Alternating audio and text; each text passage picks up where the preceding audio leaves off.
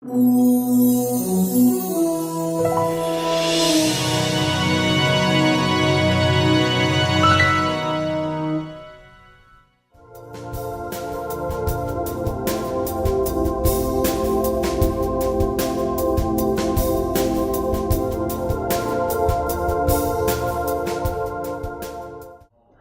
going to talk about some things that are interesting for a lot of people who should like to sell Drupal services, but also to buy Drupal services. Just a small survey at the start. How many of you are running IT-centered businesses here? Okay. And how many of you intend to buy IT-related services in the future? Okay. So I will try to balance between those two things and see that both parts should actually come together somehow. So I'm going to talk about something about our company first, then about some typical issues of the web-related projects that most of the people tend to forget through time. The next topic will be positioning. Where are you as a client? Where are you as a project, let's say that? Where are you as a service provider of the Drupal-related services? And where is Drupal in that grand scheme? I'm going to also tackle the topic of how to find a suitable Drupal provider for your project. And I hope for a Q&A session after that. So, a couple of notes about us. I'm Zeljko. I'm in the IT in the last 20 years professionally. I'm programming, for the last 30 years I'm in a programming thing, so I've done a lot of things. This is Ivica. He is going to boycott his slides here because he needs to prepare himself for the next session that he's going to hold. So I'm going to do all the heavy talking. We are based in Austria and in Serbia. We do most of the time medium and big community websites. Our clients are government agencies, NGOs, fortune companies, whatsoever. You can check us more about that on this address, if you like. So, I'm going to talk first about something that most of the people tend to forget. And it's easy to forget that when you need to focus on the time scale of the projects or on the money or whatever else that is. So I will start with some sad truths here. Professional knowledge, especially in the IT, is something that has a very short living term, almost like an insect. Principally in the IT industry, no matter what kind of level of experience you have, you are as good as the last couple of references. Perhaps not even that is true. As an illustration, you can see here an insect. It's called mayfly. On German, that's one-day fly. These insects live in its adult state between 30 minutes and 1 day, I think, because it has no functional mouth part. So if you tend to live in the IT business, you should develop functioning mouth parts to each thing. So don't be a short-living thing. The other thing that people tend to forget is that there are no cost-free supermans that are going to do your things and can do that with the yesterday deadlines. Jen has talked a lot about that in the previous session. Web is not free. It is free to use it, but it is not free of costs. So if you want to develop an IT project, whatever the size of your budget is, you need to worry about the costs, schedule, features, quality. And somewhere in this triangle up there, you can probably find a way for your project somewhere there. Because it always needs to be fast delivered, it needs to be good, it needs to be cheap. In relation to that, I would like to give you a reading advice. It's a classical book called The Mythical Man Month, wrote by this guy Fred Brooks. And it is relatively old, I think 25, 30 years, but it has still some very good points about managing IT projects. And there are things that you need to be aware as a customer or a project owner that will affect you. So not only as an IT service provider. Connection to that is that there is no easy way out of your project responsibility. So if you're hiring an agency to do for your Drupal services, you are responsible for the outcome of this service, you know. It's not somebody else's problem that you need to just buy and give it to buy. The illustration here, this is the Harry S. Truman, the backstops here.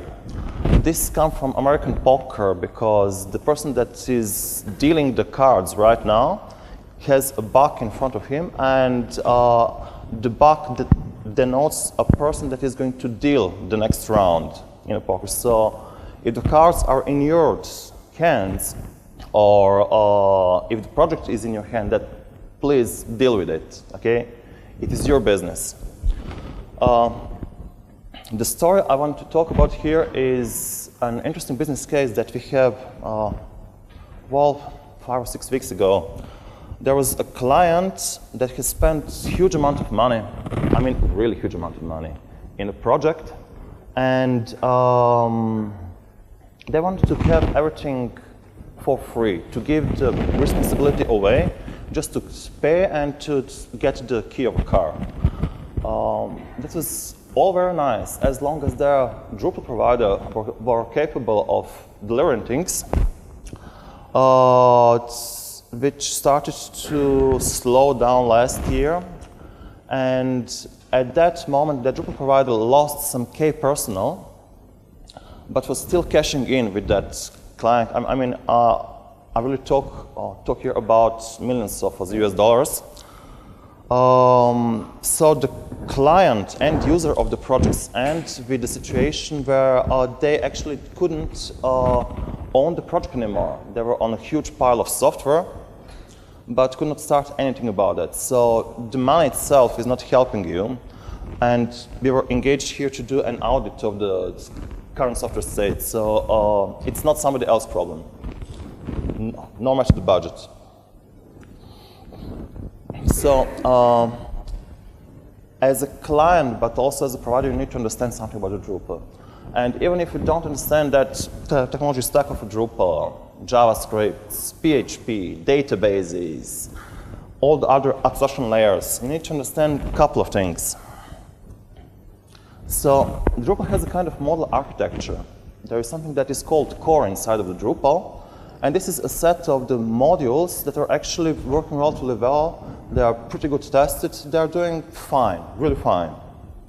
But they are not going to bring you there where you really want to go. If you need some kind of Google Map integration or Facebook or Twitter integration, you need to add something to that. And hopefully there is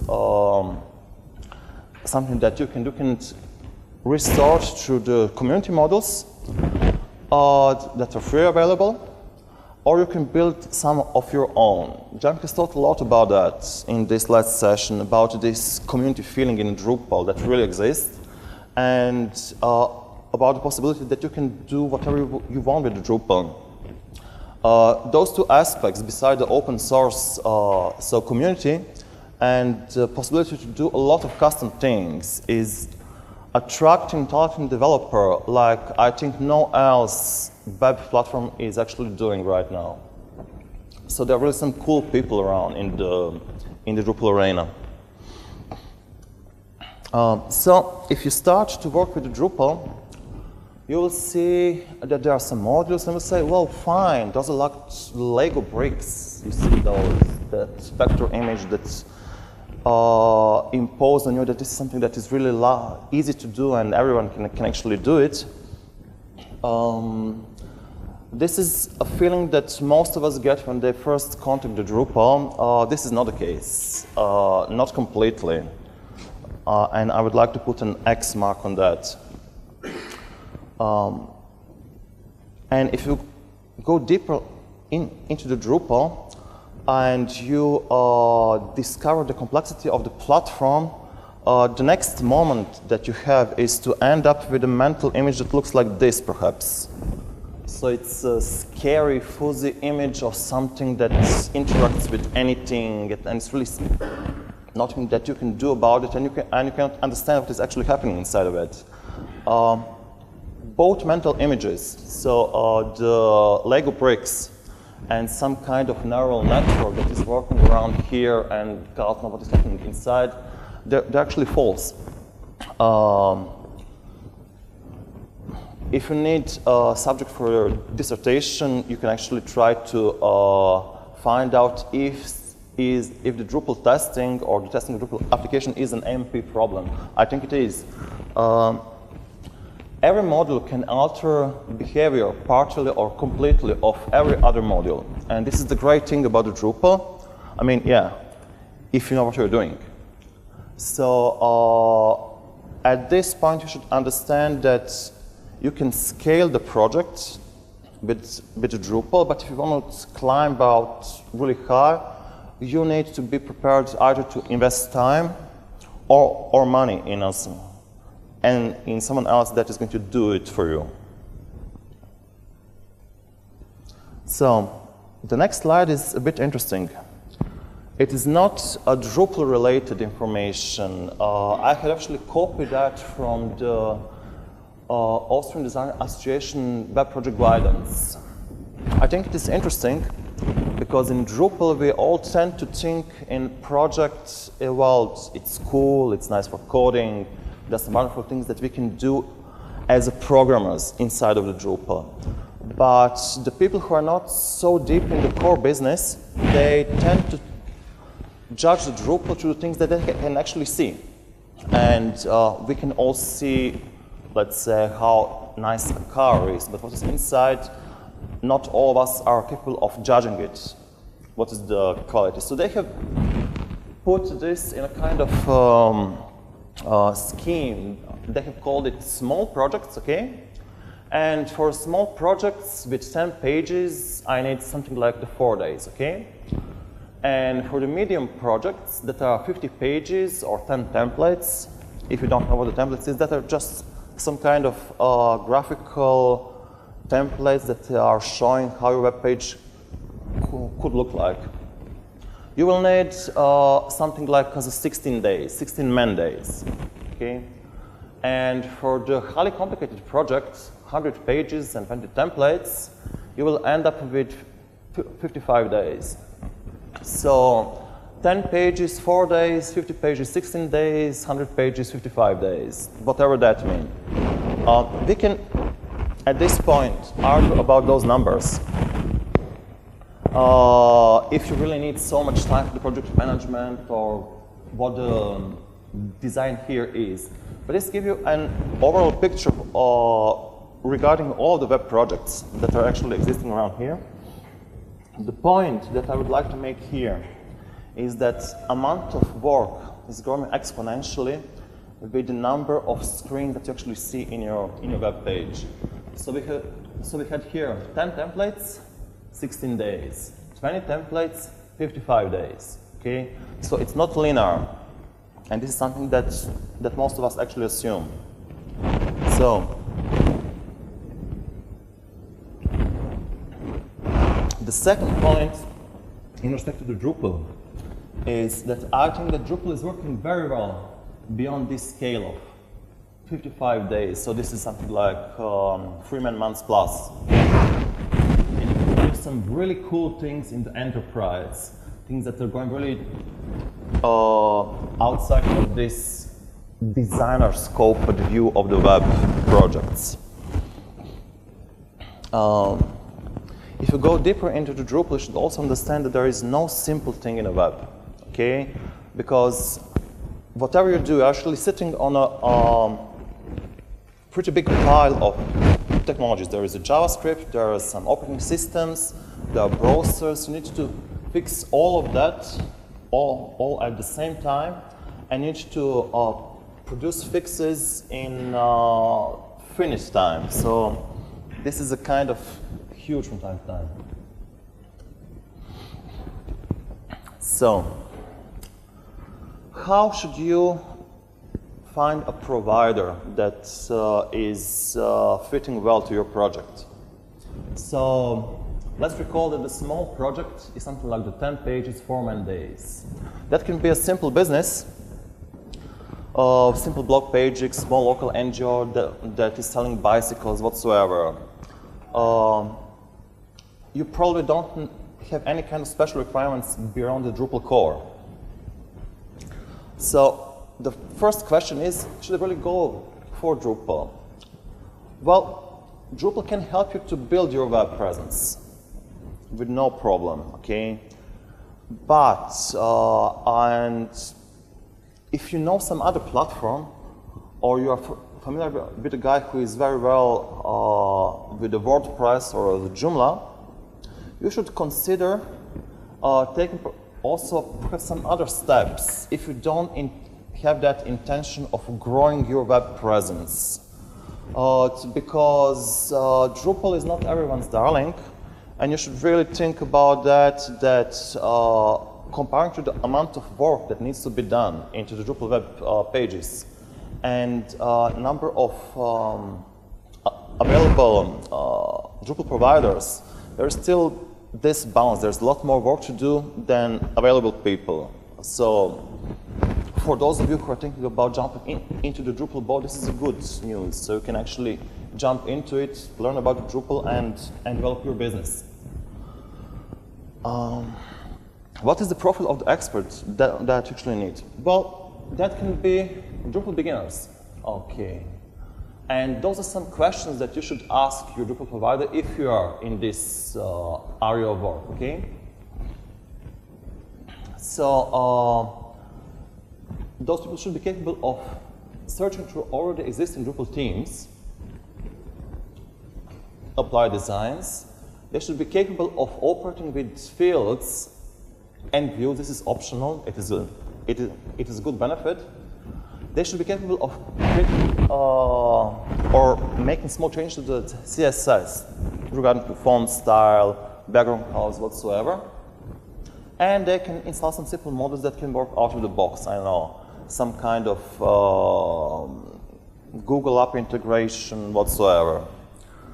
So those are the questions that you should ask your Drupal provider to actually check what is happening. All those things, okay, are more or less good for this kind of small projects. And there are also qualities that are needed for the further steps. So there is a medium projects. It's a little bit more complicated. There are 50 pages or 10 templates. It takes something about 3+ man weeks to do it. Example of those things could be small, medium business, small news agencies, regional advertising. Type of services that should be provided is small changes to the workflow, perhaps. Perhaps some intensive design implementations. There are probably no custom integration with third-party software products like your customer database or the employee database. And there are no really cool things about security or the upgrades or the performance whatsoever.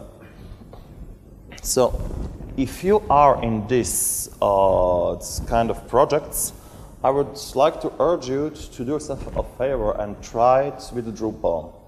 Because these kind of projects actually tend to enlarge themselves through the time. And what is very good with Drupal is that you can really enlarge your web presence from the zero to the hero, whenever you are, whenever your budget is, whenever your needs are. So what kind of people I actually need for those kind of projects? Well, I would need someone who is capable of creating Drupal theme based on some images, based on some designs. I am trying to put my vocabulary as low as it is possible so everyone can understand. Drupal has a lot of those buzzwords inside, and if you decide to go into the Drupal as a customer or as a provider, you need to learn them. You will probably need some kind of coaching and support in these projects. How are you going to get it? Well, there's a lot of possibilities for that. You can ask your direct provider, or you can ask some other companies like the Acquia whatsoever. But you're probably going to need some kind of support through the lifetime of your web page. Nice to have. This person or person should have created Drupal modules. And to check that, you should also ask for a demonstration. And since the Drupal modules tend to interconnect, it is always a great deal of job that we're actually doing in a project to apply patches that are making them work for specific projects. So this person should be capable of applying community patches, or perhaps even create some of their own. Optionally, also, this person should be active on Drupal.org and should have posted something. So all those things are something that you can easily check, even if you're not actually technically savvy.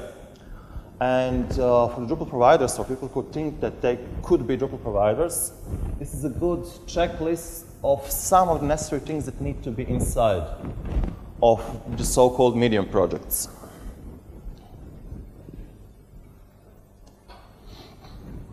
So let's see what is the high. 3 months. I need to drink a little bit.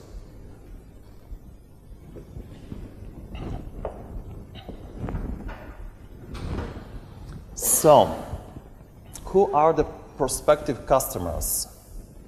Medium-sized news agencies, perhaps. Some locally or European-wide recognized company. Advertising agency. Political organization also as well. Anyone who needs to build something that affects broader community in a relatively short term. So those are your potential customers as well. What you need to do actually? Well, there are probably some complex changes to the workflow. When I say workflow, I mean the way how the Drupal is actually functioning when you are producing the content. So you should perhaps need to change that kind of as a workflow, put some editors, chiefs editor, whatsoever. You're probably going to have integration with the third-party software. And you're probably going to have some security issues as well to take care of. And some of them do not affect only Drupal. There is a whole technology stack behind the Drupal itself. So if you are in that case, I would really urge you to do yourself a favor and do that with a known Drupal company or a group of Drupal developers or group of companies, okay? Why is that important? In those kind of projects, there are principally a lot of stakeholders who are all holding their stakes and bump on each other, okay? And in that case, it is important that you have someone who actually knows the technology really well, and someone who's capable of doing those business things, business talk, someone who knows how the enterprise actually ticks. So most of the time, this is not going to be the same person, and you need the actual team to prevent yourself to be hit by a bus or truck factor, okay?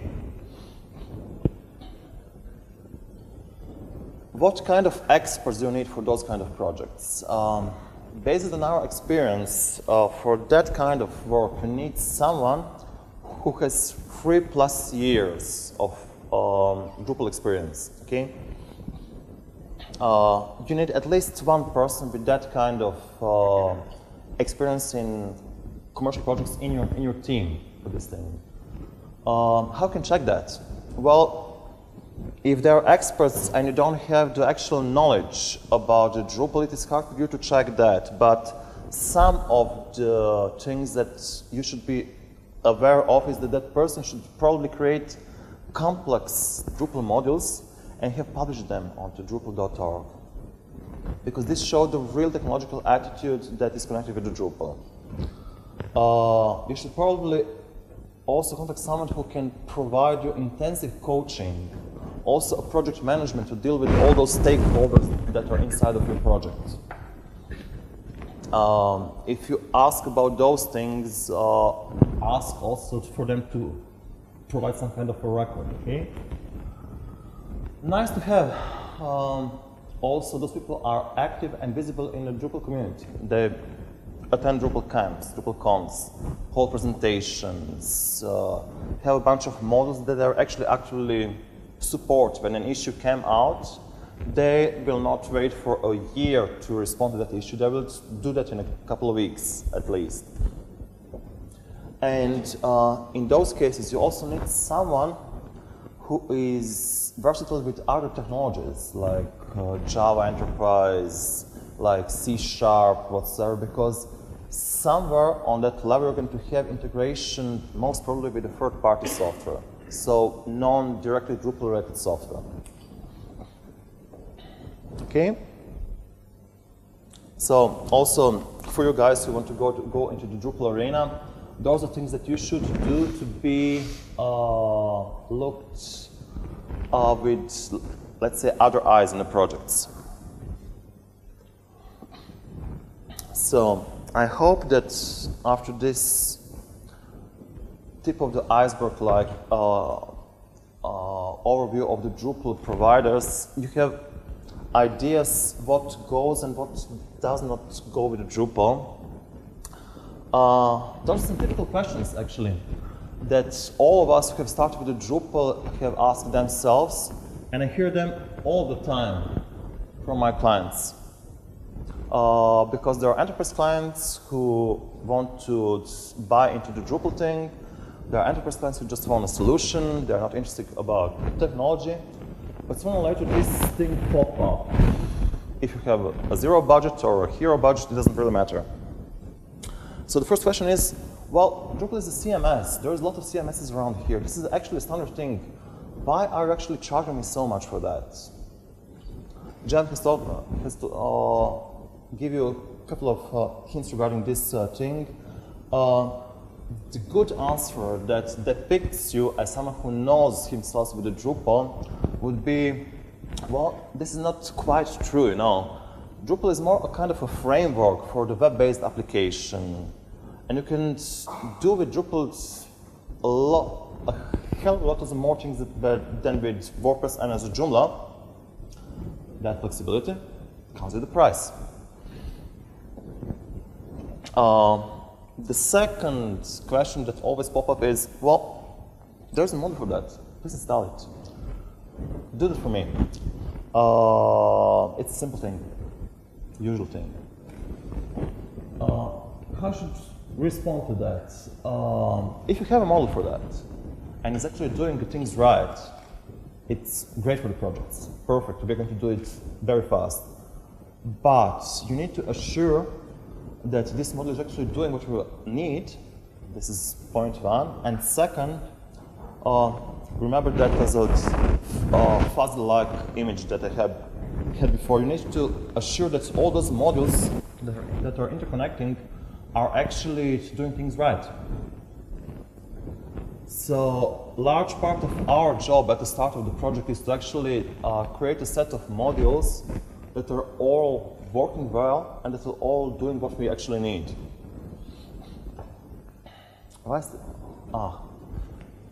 This is a nice one. Why it takes so much time? The prototype that you actually show me looks very fine. Did anyone experience that kind of question here from the client? Okay, Drupal is fantastic for building short-term living prototypes. And in most of the cases, you will actually see the prototype with some input mask and some fields, name, surname, birth date, whatsoever. And then you click on the OK, and then you get the message, fine, you are registered, or you are now a quality member, you are now a silver member, whatsoever. Those prototypes that you have actually seen as a client are most probably just the things that you see, and they're not actually working something in behind, okay? So any kind of application has something that needs to be done in behind, And most of the time, those are just input mask and not the working application that is storing data, doing something with them useful. Another usual misconception that clients and developers have is that, well, you can do everything with the clicking. This is Drupal, you go as an admin inside, you click around, you create new content types, new fields, everything works great with you. This is actually true, and it is very good for the prototyping. But at the end, up a certain level, you will going to end up with the coding. So coding is something that medium, high, and enterprise projects really need inside of them. So it's not just clicking around and doing things. So those are some common misconceptions. Are we with the time? We need to speed up a little bit. So this is an annual thing, but it can happen in your projects that you need to change your Drupal provider. This really sucks, really. And if you can avoid that situation, try to avoid it. But if something went wrong, and it obviously went wrong because you are changing your provider, check your attitudes, your experience, your money. Was it the lack of time on your side? Was it the bus factor that hit your project? Or was it something like that on the side of your Drupal provider? Okay? Think about that as what went wrong before actually do some kind of action. Okay? If it happens, and it happens from time to time. First, you need to assure that the old and the new guys can and will communicate. This is pretty much important, and it's not just a matter of the money, okay? So you must assure the takeover of the project. Try to get reliable documentation. There's a lot of other things that you need to do in Drupal projects, but this is a very good start. So core changes are a no-no. This is not something that should be done in Drupal project, but some people do that because it's open source and you can do anything about it. So do some static code analysis and assure if the core was on or was not changed in your project, okay? Also, people tend to change some community models that you download to add new features whatsoever, and don't bring those things back to the community. If this happens, that can create a problem in your upgrade path, so be aware of that as well. And of course, if there's some kind of custom development, like a Drupal theme or a Drupal module or whatsoever, please document it somehow. At least aware that it is. There's always those kind of guys in any kind of IT arena that can do anything, okay? So if you have hired them, forget it, please. Please don't do that again. Don't hire the guys with the attitude, I can do all. I am the G.I. Joes, all of them at once, okay? Try to assess the level of the people that you have hired last time and try to hire better people. Why? Based on my experience, there is a huge difference between an average developer and between a developer that can really do things. So an expert in Drupal can be 5 to 10 times more faster in delivering solutions than an average one. So think about that when you're changing provider, because you're already in a dire situation and you need to really have someone who is going to help you out. If you are not inside of the IT, but you are owning an IT product, there is another reading thing that you can do. It's a relatively short essay, How to Become a Hacker from E.S. Raymond. Perhaps you're not going to become a hacker, but you're going to understand the attitude of the people who are very good in the IT business. And last but not the least, if you're not producing things with the Drupal, you need to understand it at least as well to regain the ownership on your Drupal-related project. Okay? This does not mean that you need to become a Drupal-savvy hacker, but you need to understand how the takeover of the project from one team to another team is going to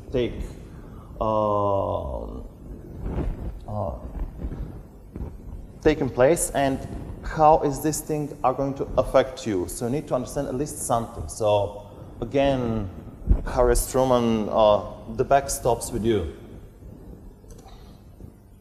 I had a couple of weeks ago another slide for this thing, but I had a wonderful opportunity to talk with a guy who has really a lot of experience with the Drupal, and he asked me the K questions, really the K questions that I would expect from someone who's going to hire someone in those 3 to 6 month and plus arena. So if you want to buy someone from the outside, be informed, really.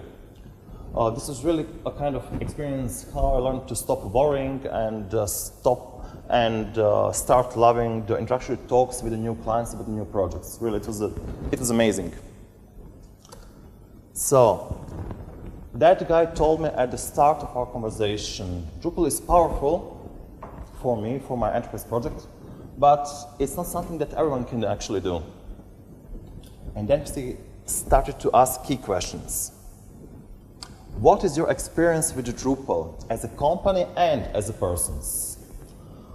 Well, we are in Drupal business for the last 5 years, so we are capable of producing the tracks on the Drupal.org for our care employees for this project. And since we are for so much time in the Drupal, we are also registered in the Drupal.org marketplace as a provider of the Drupal services. So this was an extra nice touch at this talk.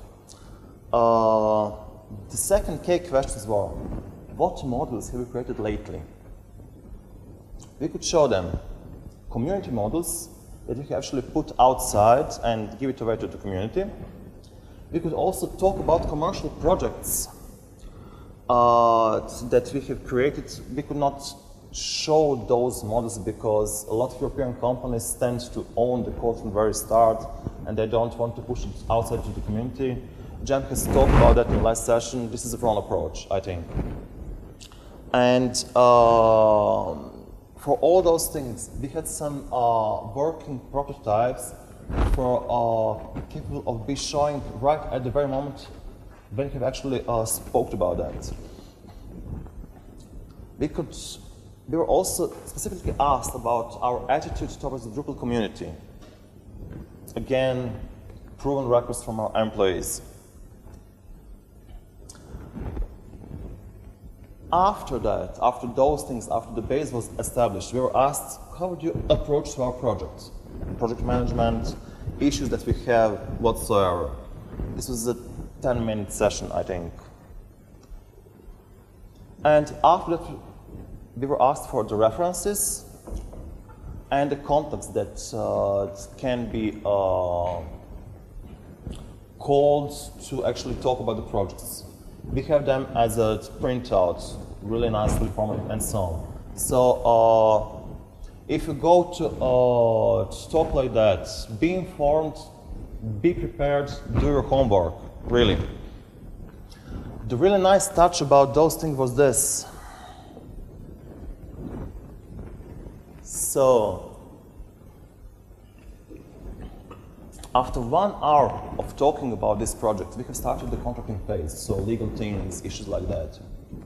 So, do homework, do the Drupal thing properly, and sooner or later you're going to come into the position to talk about the project that has really practically unlimited budget. So, a closing slide. Can your project be done with a Drupal? Well, I think it can be done, because there were some guys at the White House that have done their things with the Drupal. If you know anything about the Drupal, you know about the history that Obama and Howard Dean has had with the Drupal and how the Drupal as technology has helped them to grow their business. It can really scale from the very small cities to the big non-profits UN. We had those kind of clients. Fortune 500 companies, e-government application, whatsoever. A little spoiler alert. So it can happen that you as a business person will end up with the guys that look like this. And it is a good thing that you cannot see that guy who is typing, because he is really, well, I would say a dick. Okay? So those are some nerds-looking guys. They're not actually look someone who is really cool, really as a savvy with things. But Obama has actually ended up with those guys. This is the actual photo of the team that has done the social marketing engineering on technology level for his campaign, this last one. So as a customer, you could perhaps end up with the guys like this. But that doesn't actually mean that you're not going to end like this. So, I mean, okay, perhaps you don't have the budget like the whitehouse.cos go has. Perhaps you're not that guy. Perhaps this is not your wife there also. Actually a bit, right? But this doesn't actually mean that you're not going to be capable of creating the Drupal is working for you if you get some time to learn about the technology and take some time to prosper with that. So I'm not going to close it with the usual volcano greeting, live long and prosper, but I would like to start a Q&A session about things that needs to be done to sell and to buy Drupal. So, thank you for your time.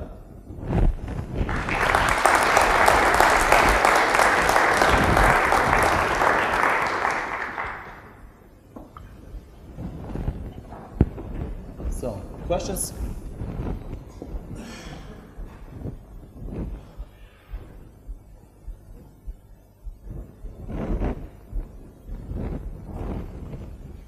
Okay, so if there is something that you want to ask in private, I will be here around after that also.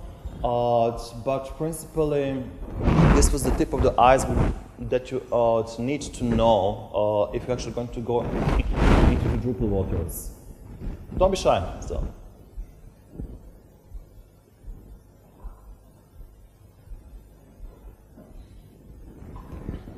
No? I'm not biting. This guy also not, so. Okay.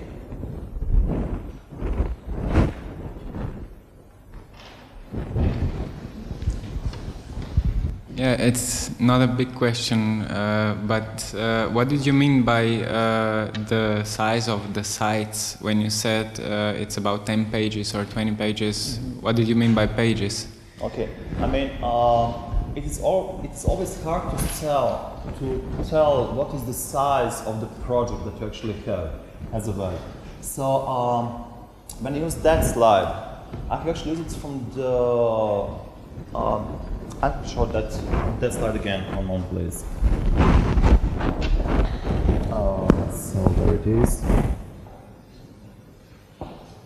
So that we all know what we are talking about based on here. Okay, so this is actually a view that designers in Austria in their association have had a couple of years ago about the size of the amount of work to actually produce something. And for the clients, it's really hard to understand what you're actually doing with the Drupal now. So since the people are, most of them, visually oriented, and people who are buying actually web are visually oriented, I think this is a good chart to actually explain your clients where your project actually is, and it is a good kind of thing to actually know how much time could be needed, you know. I mean, there are small projects with a couple of other sites, you know, that need extra amount of work with creating the new Drupal modules, whatever is needed.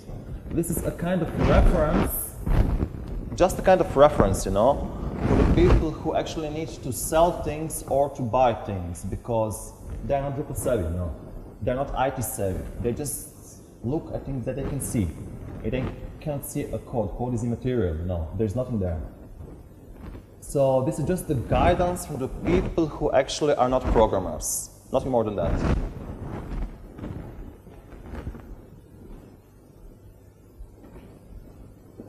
What do you yourself think about this?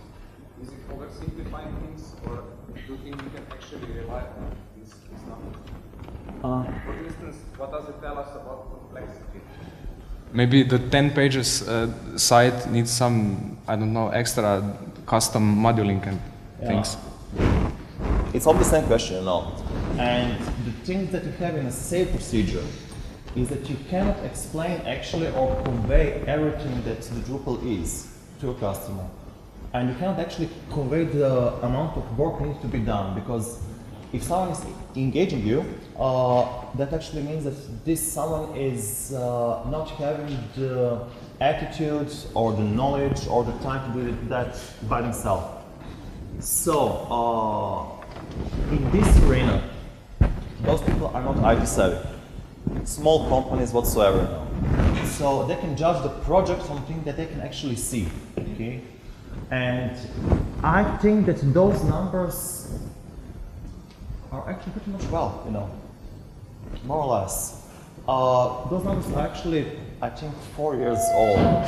But the things what small, medium, or so high is didn't actually change because it has become more complex, not to go to mobile devices whatsoever. But those things match it with the level of skills that is needed are, well, they're actually a really good match in the practice. And what I want to say, there was something very important. Yes, man days, okay? Man days for an expert are not the same as a man days for a beginner, you know? But if you are a service provider, you're probably selling your days or hours. I don't know how you actually do the things. So by the end of the day, you need to pay your bills somehow. And depending on the hourly rate in your country, things can change, you know. 2 man days can be a lot of money, can be a little money whatsoever. But this is also something that I wanted to say to the customers, potential customers. There was this thing, go for India whatsoever. Well, it turns out that we actually know a guy from Belgrade who is currently living in India, and he's doing Drupal. And he told us, well, you know, good guys are already sold. So European or US companies come to India and try to buy things relatively cheaply, but the actual experts are already hired somewhere. And their hourly rates are pretty much similar to the hourly rates that are paid in Europe, you know? So good guys experts were actually, as I have said, 5 to 10 times more effective than average Joe. Are always expensive. So, together with the last presentation from the jam, don't sell yourself low. If you think that you're good, and if you think that you can actually sell your services good, perfect, name it, have a price that you can live with, okay? Okay? More questions?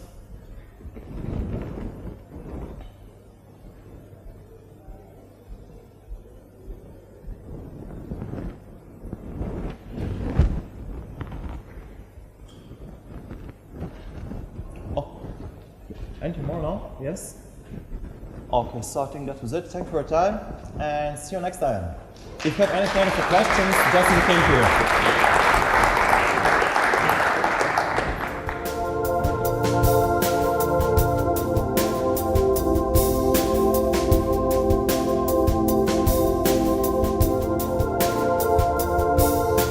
Ooh.